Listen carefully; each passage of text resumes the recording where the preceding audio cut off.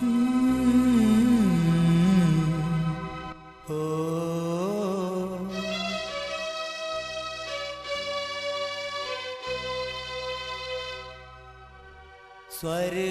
सा सुंदर मिथिला धाम, मांडन आयाची राजा जनक के गाँव। स्वर्ग सा सुंदर मिथिला धाम, मांडन आयाची राजा जनक के गाँव। जयठम उगना बनला महादेव, विद्यापति के जानियो। स्वर्ग सा सुंदर मिथिला धाम, मांडन आयाची राजा जनक के गाँव। जयठम उगना बनला महादेव, विद्यापति के जानियो।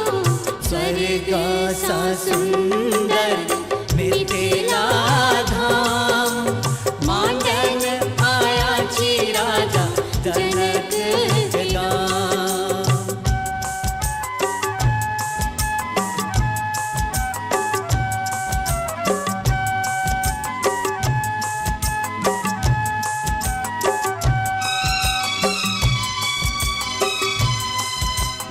हमरा मीता मोन लगैया अपने ही प्रेमक नगरी में। हमरा मीता मोन हो,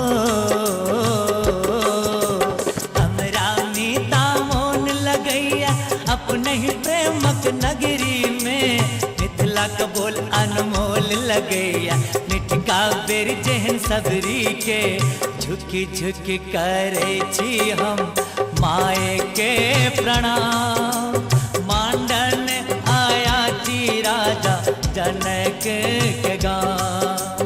स्वर्ग सा सुंदर मिथिला धाम, मांडन आयाची राजा जनक। सब गोटा के प्रणाम। हम मिथिला आर्टिस्ट मनिका। ई जे अखन अपने एकटा कैनवास में पेंटिंग बना रहल छियै जे अहाँ के अच्छा लागल अछि जी, एकर मतलब की छै, एकर थीम की छै? ई जे गर्भ अवस्था में माई जे रहे है तो कते कष्ट का अपन बच्चा के पाले है, पोषण करे है, केना सब होय छै से के बारे में हम बना रहल छी। अखन हमहू एहने अवस्था में छी तो हमरा मन करलक कि कुछ अपने बारे में बनाऊ, ते दुआरे हम ई पेंटिंग बना रहल छी। ई कते दिन से बना रहल छी? ई अभी 2 हफ्ता भ गेले। आरो कते दिन लगते एमे? 1 हफ्ता और लगते। 1 हफ्ता में तैयारी हो जेतै जी।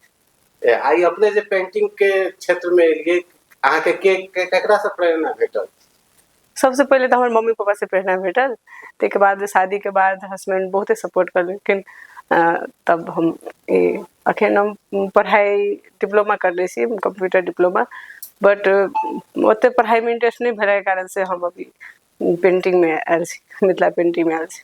अखन तक अपने कते काज कर चुकल छी?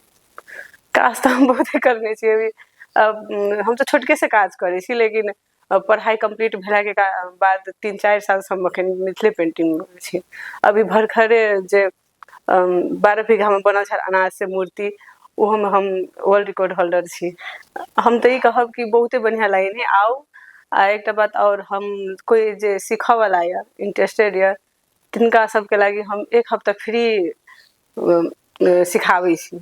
हम अपने से 1 हफ्ता फ्री सिखाबै छी।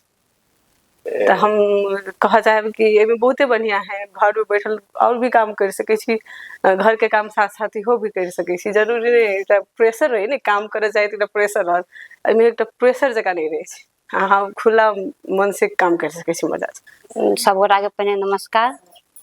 हमर नाम रेणु कर्ण भेल, हमर घर जनकपुर 7 नंबर वार्ड में है।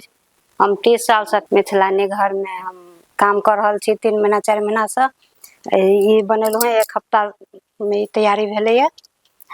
साड़ी से हो बनेली, दुपट्टा सब बनबै छी। हम 30 साल से काम में लागल छी। काम तो करे छलिए बहुते दिन, अजीतो शादी में उनको में काम करे छलिए, बीच में छोड़ देने छलिए 2 साल 3 साल तक ल। और फिर देखे छी अखन बेसी चले छे सबके, तो हमरो मन भ गेल कि आइ काल्हि के धिया पुता सब कर रहल छे तो हमहू किछ करी। फिर आ सिखाबी धिया पुता के। अहाँ के केना इंटरेस्ट जागल? हम तो शुरुए से केने छी, तब मन तो छले है, लेकिन किछ कारण बस आब कतौ पैसा मेहनत के अथी नहीं भेटल त छोड़ देलिए।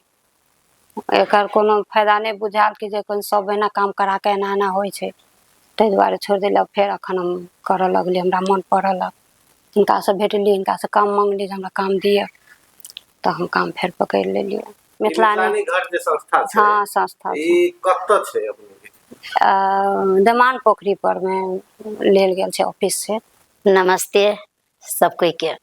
मिथिलानी घर से हम बोले छी, मिथिला पेंटिंग करे छी। हम 4 नंबर वार्ड से छी। हम हमारा नाम मुन्नी खातून।